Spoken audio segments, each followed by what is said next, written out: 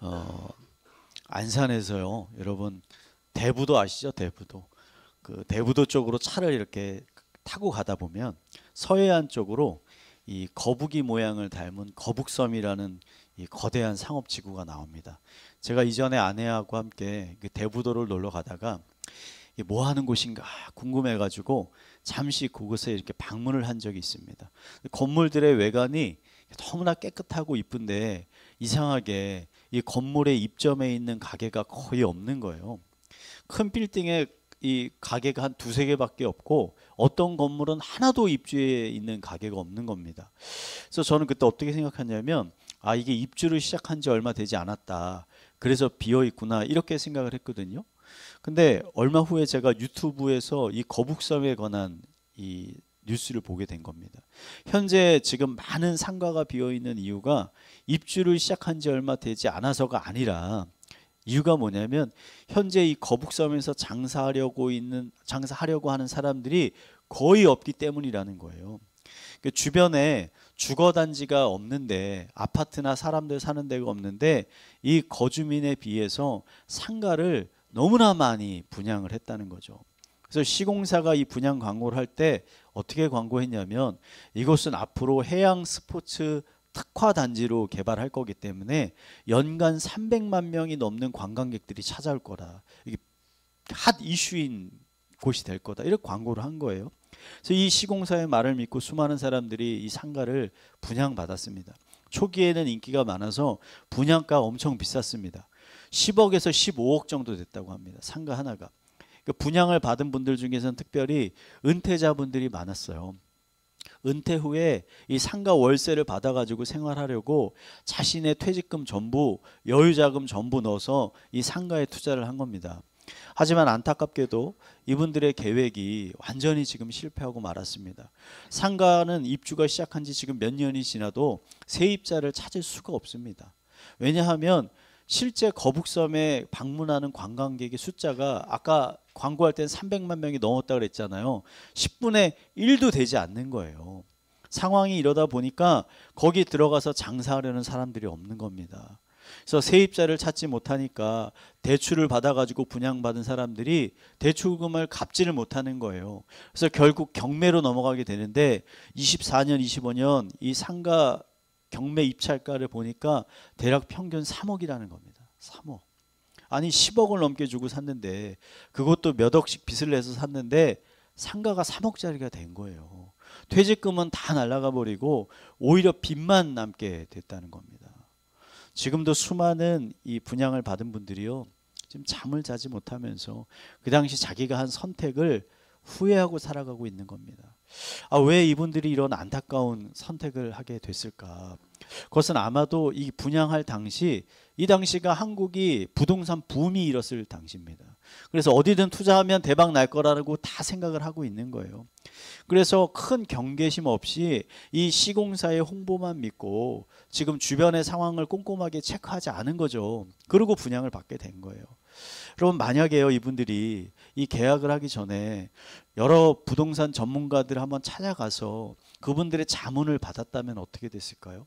아마 많은 분들이 지금과 같이 잘못된 선택을 하지는 않았을 겁니다. 여러분 이처럼 우리가 사는 세상은 어떤 세상이냐면요. 속임과 거짓이 만연한 세상입니다. 오늘 우리가 살펴볼 이 여호수아의 말씀에는 이런 속임수에 속아서 큰 어려움을 겪게 되는 이스라엘 백성들의 이야기가 기록되어 있습니다. 오늘 말씀을 통해서 우리가 이러한 속임수와 거짓에 속지 않기 위해서 우리에게 필요한 것이 무엇인가를 한번 살펴보고 하나님이 주시는 지혜와 분별력을 통해서 우리가 거짓과 싸워 승리하기를 결단하는 귀한 은혜의 시간이 되기를 간절히 축원드립니다. 우리 옆에 분들이 이렇게 권면합시다. 거짓에 속지 맙시다. 이스라엘 백성들이요 여리고성에 이어서 아이성까지 딱 무너뜨리니까 가나안 땅에 있는 여러 족속들이 큰 두려움을 느끼게 됐습니다. 아 이번에는 우리 차례 아니야? 이런 두려움을 느끼게 된 거예요. 그래서 여러 족속들이 연합군을 만들어 가지고 이제 이스라엘과 대적하려고 했습니다. 그런데 모든 가나안 족속들이 같은 마음을 가지고 있는 건 아닙니다. 여리고성 근처에 살고 있던 이 기브온 족속은 여리고성이 어떻게 무너지게 됐는지를 듣고서는 어떤 마음을 갖냐면, 아, 이스라엘과 싸워서는 안 되겠다. 이스라엘과 싸워봤자 분명히 이스라엘의 하나님께서 그들을 도와주시기 때문에 우리가 백전백패한다. 절대 싸우면 안 된다. 이런 생각을 가진 거예요. 그래서 오히려 이스라엘보다 싸우기보다는 그들과 평화롭게 잘 지내야 되겠다. 평화협정을 맺어야 되겠다 생각했습니다. 그런데 여기에 한 가지 문제가 있는 거예요. 하나님이 이스라엘 백성들에게 가나안 정복을 명령하실 때 뭐라고 명령하셨냐면, 절대 가나안 땅 안에 살고 있는 족속들과는 평화협정을 맺어서는 안 된다. 평화협정을 맺지 말고 가나안 땅에 있는 족속들은 모두 다 땅 밖으로 몰아내라 라고 하나님께서 명령하신 거예요. 그러니까 이 사실을 알고 있던 기브온 족속이, 아, 그러면 우리가 이스라엘을 한번 속여봐야 되겠다 이렇게 결심한 거예요. 그래서 이스라엘에게 사자를 보내면서 이 사자에게 어떻게 허름한 옷과 신발을 신기고 또 오래돼서 곰팡이가 난 빵을 딱 쥐어줬습니다. 그리고 자신들이 아주 먼 곳에서 온 것처럼 꾸며가지고 이스라엘을 지금 속이는 거예요. 그러니까 사자들의 행색을 딱 본 여호수아와 장로들이, 아, 행색을 보니까 멀리서 온 게 맞구나. 그래서 이들의 말을 믿고 기브온 족속과 평화 협약을 맺게 된 겁니다. 그리고 얼마 지나지 않아서 이스라엘이 깨닫게 된 거예요. 아, 기브온 족속들이 멀리 거주하는 게 아니라 여리고성에서 20km밖에 되지 않습니다. 20km밖에 되지 않는 아주 가까운 곳에서 거주하는 족속이라는 걸 발견하게 된 거예요. 이 사실을 알게 된 백성들이 오늘 말씀을 보면 여호수아와 이 장로들을 원망하기 시작합니다. 백성들이 여호수아와 장로들을 원망하는 데는 몇 가지 이유가 있어요. 첫 번째 이유는 뭐냐면, 아까 말씀드린 것처럼 하나님께서 절대 가나안 족속과는 협약을 맺지 말라고 했는데, 지금 기브온 족속과 평화 협약을 맺음으로써 결과적으로 하나님의 말씀에 어떻게 하게 된 겁니까? 불순종하게 된 거예요, 결과적으로. 그래서 이 불순종으로 인해서 앞으로의 전투에서 하나님께서 이스라엘을 도와주지 않으실 수도 있잖아요. 이런 가능성이 생겨버린 거예요. 그러니까 백성들이 두려운 거죠. 두 번째, 이스라엘은 자신뿐만 아니라 기브온 족속들도 평화협약을 맺었기 때문에 보호해줘야 되는 관계가 된 거예요. 그래서 연합군이 지금 어디에서 공격해 올지도 모르는데 자기만 방어해야 되는 게 아니라 기브온 족속까지 가서 도와줘야 되는 상황이 처하니까 이게 군사적으로 매우 부담되는 상황이 된 겁니다. 세 번째는 이 평화협정으로 인해서 앞으로 이스라엘이 가나안 땅을 다 정복해도 기브온 족속이 차지하고 있는 그 좋은 땅을 차지할 수가 없는 거예요. 기브온 족속이 차지하고 있는 땅은 알짜배기 땅입니다. 가나안 땅에서도 굉장히 좋은 땅인데 이 땅을 차지할 수가 없는 거예요. 그러니까 자기에게 분배될 땅이 확 줄어드는 거잖아요. 그러니까 이 기브온 족속과의 평화협정은 이스라엘에게 있어서 부담만 커지고 얻을 것은 거의 없는 매우 불리한 협정이었던 겁니다. 그러니까 이 사실을 안 백성들이 여호수아와 장로들을 원망하게 된 거예요. 그러니까 이스라엘이 기브온 족속에게 이렇게 속임을 당하는 이 사건은요, 우리가 이 세상을 살아가면서 속임과 거짓을 당하지 않기 위해서 필요한 것이 무엇인지를 두 가지 중요한 메시지를 우리에게 전해주고 있습니다. 첫 번째 메시지는 뭐냐면, 여러분, 이 세상에는 기브온 족속과 같이 속이는 사람들이 언제나 있다는 거예요. 적극적으로 누군가를 속이려는 사람들이 있다는 거예요. 여러분, 얼마 전에 뉴스에 충격적인 뉴스가 하나 있었잖아요. 쿠팡에 가입되어 있는 3,500만 명의 개인정보가 유출됐다는 뉴스 다 보셨죠? 다 쿠팡에 가입되어 계시죠? 대부분. 지금 쿠팡에 가입되어 있지 않은 어린 학생들 제외하면 통계적으로 보면 거의 전 국민의 개인정보가 유출됐다는 겁니다. 이렇게 많은 사람들의 개인정보가 유출된 것도 심각한 일인데, 더 심각한 거, 이미 유출된 정보가 보이스피싱 업자들에게 판매가 되어서 앞으로 추가적인 피해가 예상이 된다는 거예요. 경찰청 통계에 의하면 최근 5년간 한국에서 보이스피싱으로 인한 범죄가 연 몇 번 발생하냐, 2만에서 3만 건 정도 매년 발생하고 있는데 피해액이 6천에서 7천억 정도 된다고 합니다. 근데 해가 갈수록 피해액이 점점 늘어나고 있어요. 1,000억씩 늘어납니다, 지금. 여러분, 보이스피싱 범죄만 늘어난 게 아닙니다. 사기 범죄는 2021년에 20만 건이래요. 근데 24년에는 42만 건이랍니다. 3, 4년 만에 사기 범죄가 2배가 늘어났어요. 여러분 한국은 지금 어떤 나라인 줄 아세요? 거짓과 속임수가 넘쳐나는 세상입니다. 한국은요. 정의로운 세상이 아니에요. 한국은. 여러분들 세상이 여러분 이처럼 거짓으로 가득 찬 게요. 근데 여러분 전혀 이상한 게 아닙니다. 왜냐하면 이 세상에서 권세를 잡고 열심히 활동하고 있는 사탄의 별명이 바로 거짓의 아비예요. 거짓의 아비. 성경에 등장하는 사탄이 가장 먼저 한 게 뭐냐? 사람을 속이는 거예요. 뱀의 모습으로 변신한 사탄이 하와에게 딱 찾아가서 뭐라고 합니까? 하나님이 금지하신 선악과를 먹으라고 하와를 유혹하잖아요. 하나님은 하와 이 아담에게 너희 선악과 먹으면 반드시 죽을 거야 라고 하셨는데 뱀이 뭐라 그럽니까? 아니야, 죽지 않아. 너희가 선악과만 먹으면 오히려 눈이 밝아져서 하나님처럼 위대한 존재가 될 수 있어 라고 거짓말을 하잖아요. 속이잖아요. 결국 사단의 속임에 넘어간 하와가 선악과를 먹지 않습니까? 그 결과 어떻게 됩니까?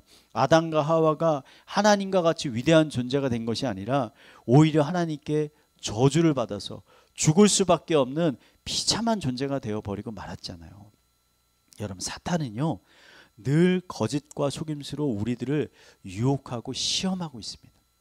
믿지 않는 불신자들만 유혹하는 게 아니라 우리 믿는 자들에게도 찾아와서 우리들의 믿음을 무너뜨리고 하나님으로부터 멀어지게 만드는 거예요. 사탄의 거짓말이. 그래서 우리가 신앙생활을 하면서 여러분 지금 반드시 기억해야 되는 건 뭐냐면 나의 삶 가운데서 하나님만 역사하는 것이 아니라 사탄도 끊임없이 역사하고 있다는 거예요. 끊임없이 우리를 유혹하고 있고 시험하고 있다는 거예요. 여러분 이 사실을 모르면 당하는 거예요. 모르면.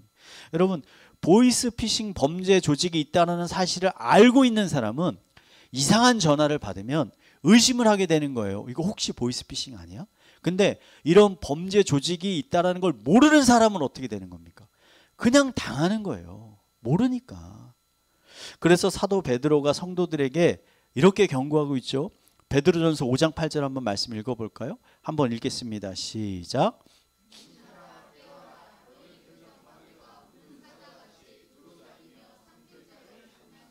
아멘. 여러분 기독교인의 삶은 지금 베드로가 어떻게 표현하냐면 우리가 동물원에 와서 우리 안에 있는 맹수들을 구경하는 삶이 우리의 삶이 아니라 맹수들의 우리 안에 우리도 들어가 있다라는 거예요. 그 맹수들과 한 우리에서 살고 있는 거예요. 그러니까 늘 깨어서 경계해야 된다는 거예요. 그러면 사탄이 여러분 어떠한 방식으로 우리를 속이고 유혹하고 있는가? 첫 번째, 여러분 사탄은요 우리의 마음속에 있는 욕망을 자극합니다. 욕망을 자극해요. 여러분 사기치기 가장 어려운 사람이 어떤 사람인지 아십니까? 똑똑한 사람? 아니에요. 여러분 똑똑한 사람 중에 사기당하는 사람 더 많습니다. 사기치기 가장 어려운 사람이 어떤 사람이냐? 욕심이 없는 사람이에요. 욕심이 없는 사람은 예를 들어 돈에 대한 욕심이 없는 사람은 돈 가지고 사기치기 너무 어렵다는 거예요. 관심이 없으니까. 그래서 사탄은요 우리 마음속에 있는 욕망을 늘 자극하는 거예요. 그러니까 돈에 대한 욕망이 있는 사람은 돈으로, 쾌락에 대한 욕망이 있는 사람은 쾌락으로, 성적인 욕망이 있는 사람은 성적인 걸로, 인간관계에 대한 욕망이 있는 사람은 인간관계로. 요즘 세상은 특히 이 부분 조심해야 됩니다. 여러분 이단이 요새 굉장히 많잖아요. 한국이. 근데 많은 사람들이 이단에 들어가게 되는 가장 큰 이유 통계조사가 나왔거든요. 뭐냐면 인간관계라는 거예요. 인간관계. 그러니까 이단이 인간적으로 너무 잘해주니까 이 사람한테. 그러니까 이 사람이 너무 잘해주니까 그 사랑과 애정이 너무 좋아가지고 그냥 이단인데도 아는데도 그냥 그 사람 따라서 그렇게 들어가게 된다는 거예요. 여러분 마음속에 있는 욕망이 무엇이든 사탄은 우리를 하나님으로부터 멀어지게만 할 수 있다면 우리의 그 욕망을 끊임없이 자극합니다. 끊임없이. 두 번째는 어떤 방법이냐? 사탄은 우리에게 잘못된 진리를 주입할 수 있습니다. 성경은 사탄이 인간에게 나타날 때 마치 광명의 천사의 모습으로 나타날 수 있다. 이렇게 기록하고 있거든요. 경고하는 겁니다. 그러니까 왜 광명의 천사의 모습으로 우리에게 나타나는가? 우리에게 잘못된 진리를 주입하기 위해서 그런 거예요. 그러니까 하나님의 말씀이라고 뜻이라고 생각하고 받았는데 알고 보니까 거짓말이에요. 잘못된 것이었던 거예요. 대표적인 게 아까 말씀드린 대로 이단이에요. 여러분, 이단에 속해 있는 많은 신앙인들은요, 자신의 믿음을 의심하고 있지 않습니다. 자신들이 진리를 갖고 있다고 믿어요. 진리를 소유하고 있다고 믿는 거예요. 왜 이렇게 됐습니까? 잘못된 진리를 주입받았기 때문이에요. 그 사람들이. 특히 요즘과 같은 세상에는 여러분 이렇게 왜곡되고 거짓된 진리들이 너무나 많죠. 왜냐하면 인터넷이나 유튜브를 통해서 이런 것들이 너무나 쉽게 퍼져가고 있잖아요. 여러분, 어떤 교수가 말했다고 해서, 어떤 전문가가 말했다고 해서, 어떤 목사님이 말했다고 해서 그게 다 진리가 아닙니다. 거짓일 수 있습니다. 그래서 우리는 진짜와 거짓을 분별해서 들어야 돼요. 분별해서. 계속해서 우리가 거짓된 메시지를 듣다 보면 우리가 잘못된 믿음을 가지게 됩니다. 그리고 자신도 모르게 하나님과 점점 멀어지게 되는 거예요. 세 번째, 사단은요, 우리가 형통할 때 우리를 유혹합니다. 우리가 형통할 때 유혹해요. 지금까지 하나님을 잘 따라왔던 여호수아와 장로들이 아니 어쩌다가 이 기브온 족속의 속임수에 넘어가게 된 걸까? 그냥 우리가 원인을 찾아보면 지금 연이은 전쟁의 승리로 인해서 이들의 마음이 높아졌기 때문이에요. 삶이 형통하면 여러분 사람의 마음은 자연스럽게 높아집니다. 원하던 대학에 들어가거나 회사에 들어가거나 사업이 잘 되거나 세웠던 계획들이 자신의 뜻대로 이루어지면 사람은 어떻게 되느냐? 겸손해지는 게 아니라 사람은 교만해집니다. 그래서 자신이 가지고 있는 생각과 판단이 옳다라는 교만한 생각을 가지게 돼요. 여러분, 심리학자들이요, 카지노에서 어떤 사람이 가장 돈을 많이 잃게 되는가를 연구했습니다. 연구했어요. 연구 결과 돈을 가장 많이 잃은 사람은 도박을 못하는 사람이 아닙니다. 가장 많이 잃는 사람은 오히려 다른 사람보다 도박을 잘하는 사람들입니다. 잘하는 사람이 가장 많이 잃는다는 거예요. 그러니까 도박을 잘하기 때문에 평균적으로 딴 사람보다 승률이 높잖아요. 그러니까 이 사람이 승률이 높으니까 몇 번 이기다 보면 마음이 어떻게 됩니까? 교만하게 된다는 거예요. 그래서 결정적인 순간에 자기가 땄던 걸 다 교만한 마음에 올인하는 거예요. 올인했을 때 그냥 그 판에서 져서 땄던 모든 돈들을 다 잃게 된다는 거예요. 그래서 지금 강원랜드에 가면 그런 사람들이 수두룩하다는 겁니다. 여러분, 우리가 언제 사단의 속임수에 넘어가게 될까요? 여러분, 삶에 고난과 고통이 찾아올 때 넘어가는 게 아닙니다. 오히려 삶이 형통할 때 우리가 넘어가는 겁니다. 돈이 없을 때가 아니라 돈이 넘쳐날 때, 돈이 없을 때는 우리가 오히려 겸손해져서 하나님 의지하게 됩니다. 근데 돈이 많아지면 하나님을 멀리하게 되는 거죠. 사랑하는 성도 여러분, 꼭 여러분 명심하시기 바랍니다. 사람은 높은 곳에 있을 때 넘어지기 쉬운 것입니다. 삶이 형통할 때 더욱더 조심하시기 바랍니다. 그렇다면 우리가 이러한 사탄의 거짓과 속임수에 당하지 않기 위해서 우리에게 필요한 게 뭔가? 꼭 필요한 게 무엇인가? 그것은 범사의 하나님을 인정하는 것이다. 아멘이십니까? 우리가 큰 일뿐만 아니라 작은 일까지도 늘 하나님의 음성을 듣는 습관을 갖는 거예요. 여러분, 여호수아와 장로들이 지금 기브온 족속과 협약을 맺어야 하는지 말아야 하는지를 하나님께 묻지 않았잖아요, 이들이. 근데 이상하죠? 가나안 땅을 들어오기 전까지는 40년 동안 어떻게 생활했습니까? 늘 하나님의 음성을 들었거든요.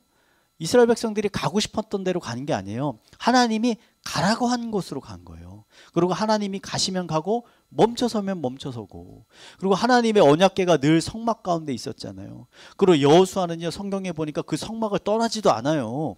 가족도 없나 봐요. 성막을 떠나지도 않고 매일 밤낮으로 거기를 지키고 있어요. 왜? 하나님의 음성을 듣는 거예요. 하나님이 또 뭐라고 하시는지를 기다리고 있는 거죠.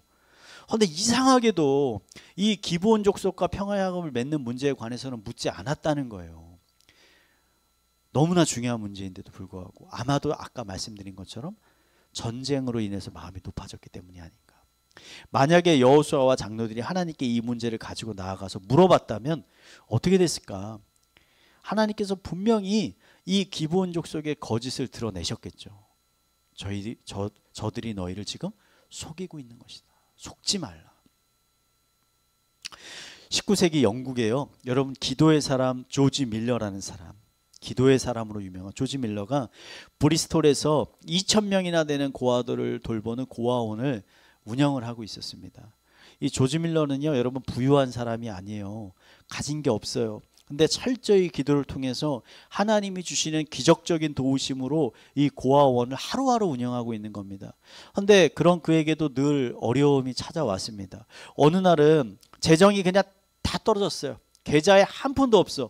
그래서 아이들에게 이 줄 하루치의 빵조차 살 돈이 없을 정도로 경제적으로 어려움이 찾아온 거예요. 그때 한 부유한 사업가가 이 조지 밀러를 찾아와 가지고 이렇게 얘기합니다. 고아원 운영에 나를 좀 참여하게 해주면, 내 이름을 좀 올려주면 내가 매년 많은 돈을 후원해 주겠다, 이런 제안을 한 거예요. 근데 지금 당장 1,000원, 10,000원 돈이라도 필요한 조지 밀러에게 너무나 좋은 제안 아닙니까? 근데 조지 밀러가 바로 대답하지 않았어요. 그러고서는 기도실에 들어갔습니다. 그리고 하나님께 기도하는 거예요. 하나님, 어떻게 해야 될까요? 여러분 어떻게 하시겠습니까? 일반적인 사람이라면 바로 오케이 했을 것 같아요. 나쁜 거 아니잖아요. 근데 기도 가운데 하나님이 조지 밀러에게 사업가의 제안을 거절하라는 마음을 주셨어요. 그래서 결국 조지 밀러가 어려운 상황 가운데서도 제안을 거절했습니다. 거절했어요. 그리고 얼마 지나지 않아서 이 조지 밀러가 그 부유한 사업가가 부정 사기 사건에 연루돼서 결국 파산을 하게 됐다는 소식을 듣게 됐습니다. 만약 조지 밀러가 그때 그 사업가의 제안을 수락했다면 어떻게 되었을까? 아마도 고아원까지 이 부정 사기 사건에 연루돼서 큰 어려움을 겪게 되었을 겁니다. 성경은요, 하나님은 어떤 분이시냐, 사람의 마음속 가장 깊은 것에 있는 것까지 모두 다 분별하시는 분이다, 감찰하시는 분이다, 아시는 분이시다고 선포하고 있습니다. 사탄이 주는 거짓과 속임수에 넘어가지 않기 위해서 여러분, 우리가 반드시 해야 되는 것이 있다면 바로 범사의 하나님을 인정하는 것입니다. 아멘이십니까? 우리 잠언 3장 5, 6절 말씀 한번 읽어볼까요? 한번 읽겠습니다. 시작.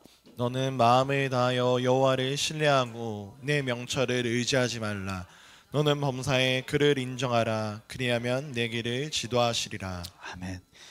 여러분, 범사의 하나님을 인정한다는 것은요, 어떤 의미냐, 나의 삶에 일어나는 큰 일부터 아주 자그마한 일까지도 하나님의 뜻을 묻는 것이 범사의 하나님을 인정하는 거예요. 내가 하고 싶은 대로, 내 기분대로, 내 감정대로 결정하는 것이 아니라 기도를 통해서 하나님의 기뻐하시는 뜻이 무엇인지를 겸손하게 묻고 철저히 하나님이 주시는 뜻에 순종하는 게 바로 범사의 하나님을 인정하는 거예요. 여러분, 전 세계에서 가장 큰 선교 단체 중에 하나인 CCC 여러분 들어보셨죠? CCC에는 핵심적인 사역표가 하나 있습니다. 그게 뭐냐면 기도보다 성령보다 앞서지 말자라는 거예요. 여러분, 이 표를 늘 합니다. 이 CCC 사람들은 기도보다 성령보다 앞서지 말자. 무슨 의미입니까? 어떤 일을 결정함에 있어서 하나님의 응답이 있기 전까지 경솔하게 움직이지 말라라는 거예요. 경솔하게.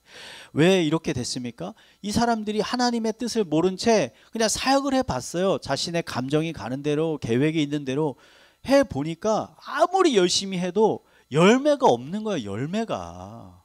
이런 것들을 경험하고 나니까 내 열심이 중요한 게 아니라 하나님이 주신 방향성을 따라가는 게 중요한 거구나. 그러니까 모든 일에 앞서서 우리가 하나님보다 앞서지 말자, 하나님의 음성을 기다리자 라는 표를 만들게 된 거예요. 여러분, 26년에요, 여러분은 어떤 계획을 가지고 계십니까? 이제 한 달도 남지 않았잖아요. 25년이. 여러분은 지금 그 계획을 하나님께 물어보셨습니까? 하나님께 응답을 받으셨습니까? 만약 하나님께 묻지 않으셨다면 여러분, 하나님께 꼭 물어보시기 바랍니다. 그게 큰 일이든 작은 일이든 하나님의 기뻐하시는 뜻이 무엇인지를 꼭 물어보시기 바랍니다. 여러분이 하나님의 뜻을 알았는데도 불구하고 여러분이 원하는 대로 선택하고 결정한다면 어떻게 될 거냐? 여러분은 결코 26년의 풍성한 열매, 기쁨을 얻지 못하게 될 것입니다. 하나님이 주시는 평안과 기쁨을 누리지 못하게 될 것입니다. 마지막으로 어떤 분들은 하나님께 제가 물었는데요, 하나님께서 응답이 없으신 것 같아요. 정확하게 하나님의 뜻을 모르겠어요. 어떻게 할지 모르겠습니다. 하시는 분도 계실 겁니다.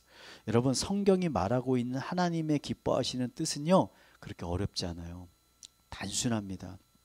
그 선택으로 인해서 하나님께 더 가까이 나아가게 된다면 그게 하나님의 기뻐하시는 뜻이에요. 그 선택으로 인해서 하나님부터 조금이라도 멀리 간다면 그것은 내 눈에 아무리 좋아 보이더라도, 내 마음에 그 선택이 아무리 마음에 들더라도 그것은 하나님의 기뻐하시는 뜻이 아니라는 거예요. 여러분, 이제 25년 한 달도 남지 않았는데요, 우리가 26년을 지금 준비해야 할 때입니다. 26년은 어떤 해가 돼야 되냐면 기도로 준비하는 해가 되어야 합니다. 여러분, 기도보다 성령보다 앞서지 말고 늘 범사에 하나님을 인정하시기 바랍니다. 그리하면 하나님께서 여러분을 세상의 시험과 유혹과 거짓과 속임수 가운데 안전하게 지켜주실 것입니다. 뿐만 아니라 삶의 풍성한 열매를 맺게 하실 것입니다. 이 시간 이 자리에 함께 하시는 모든 성도님들의 삶 가운데 이러한 은혜가 풍성하게 넘쳐나게 되기를 마지막으로 축원드리겠습니다.